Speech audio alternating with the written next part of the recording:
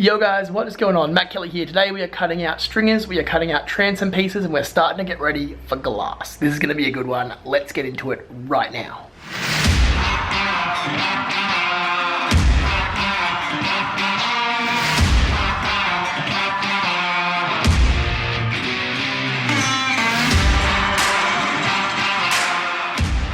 We knew that the line of the actual keel of the boat wasn't perfectly level the whole way through, so there was going to be a little bit of cutting required. Unfortunately, in this case, this means putting it in the boat, measuring it up, drawing a line, cutting, putting it back in the boat, drawing a line, cutting more, and doing that 4 or 5 or 6 or 7 or 8 times in order to get the perfectly shaped stringer right down the center of the keel.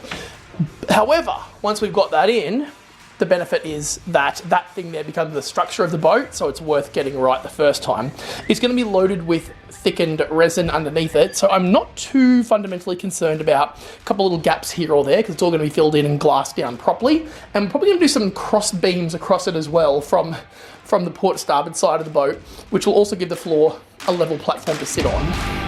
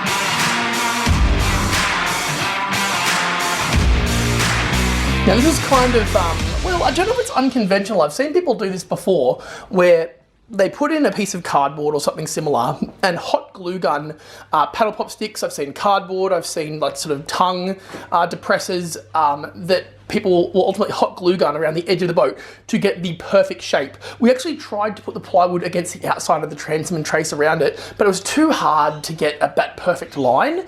The outside of the boat is very different to the inside of the boat, and there's not only is there the thickness of the fiberglass difference, but it's just not as smooth a line. So this is the most accurate way in my knowledge of doing it. I've seen it done before, never done it myself, but outside of it wasting a lot of sticks and using a bit of hot glue, I think it is the most accurate way of doing it. I was able to pick up a packet of, I think, 1,000 paddle pop sticks for a few dollars. So an easy way of getting started.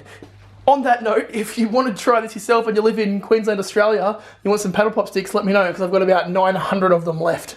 And outside of using them to mix some resin, I can't imagine I'm going to use more. So let me know.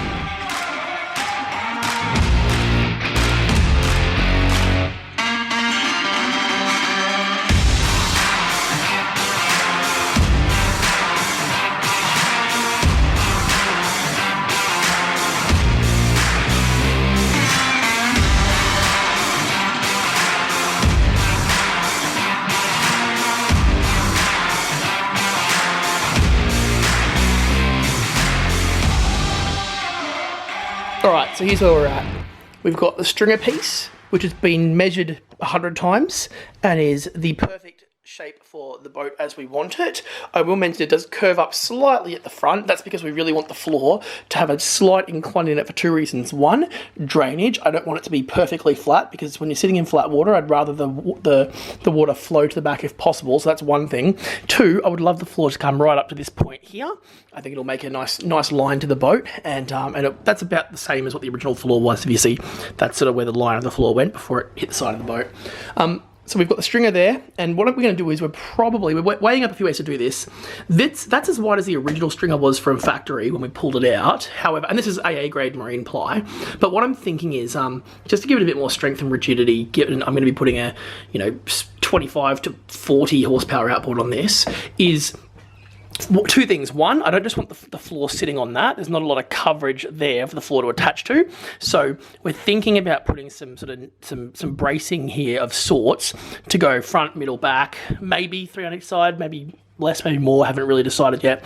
And we'll probably actually have a bit coming out sort of here, so the floor's got a nice platform to sit on in the center, and then obviously the floor will be glass to the sides and up the sides of the boat. So it should become very, very solid, and certainly more solid than it would have been out of the factory 20, 30, 40 years ago. And then the transom. So the transom we've just finished. Well, finished. We're a long way from finished. We've just cut. So there's 2 pieces here. They are actually the exact same size, but the reason why this back one is sitting up like this is there's this curve here.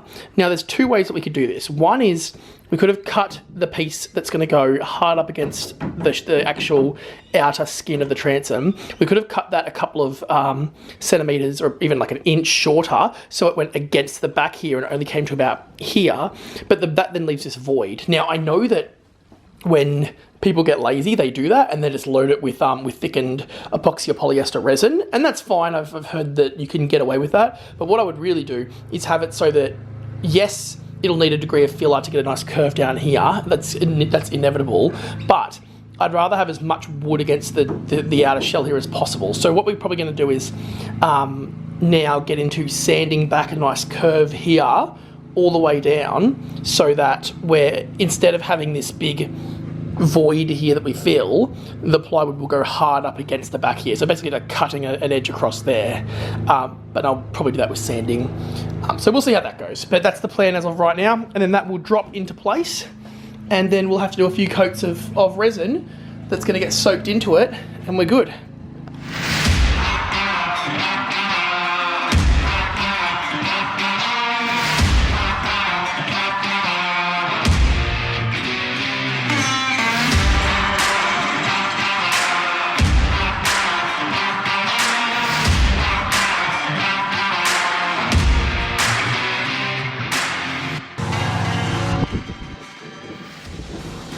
Okay, so much better than it was. Obviously what I'm trying to do here is when this pulls back is to minimize the gap in that corner there. So right now, it's obviously flat against there, then the gap forms because of how far out this comes. Sorry about the focus. There we go. So yeah, that gap there needs to be smaller, which means cutting out this corner just a little bit more.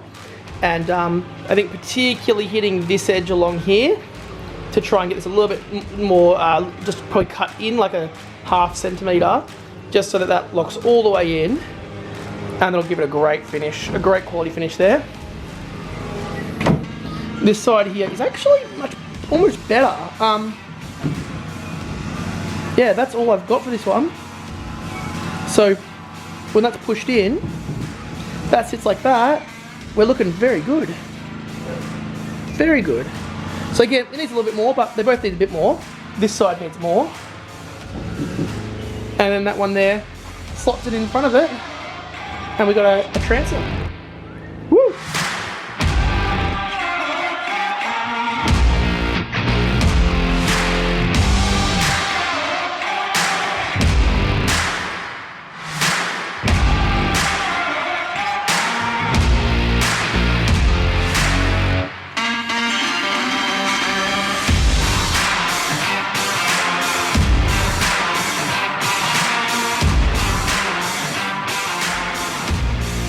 Alright, well we are cut and that is in, which is epic. There's a little bit of space around the edges, but let's be honest, that's going to fill up 99% of it, and the thickened resin will go down those edges, and then obviously it's all going to be glassed in, which is good. So again, that'll get pushed right into there, and there's a slight gap that'll get filled, but that's alright. And then the trick will be to get thickened all around the edges so you can do a nice curve, so that the glass curves up the floor, up the sides, and we will be putting in a couple of really decent supports here as well, which is something that I've talked about a couple of times. The supports on the previous transom were literally just from the floor to there. I want to go from the hull to there, so it's going to make the cutting of the floor a little bit more complex, because we'll have sort of feet going from here to here, and then that's going to ultimately mean that we're going to need to have some kind of cutout for the floor to drop in around it. But that's all right. Small price to pay for knowing that we've got really, really solid supports there. I think that's all for this video. We're going to get into cutting some supports and whatever else.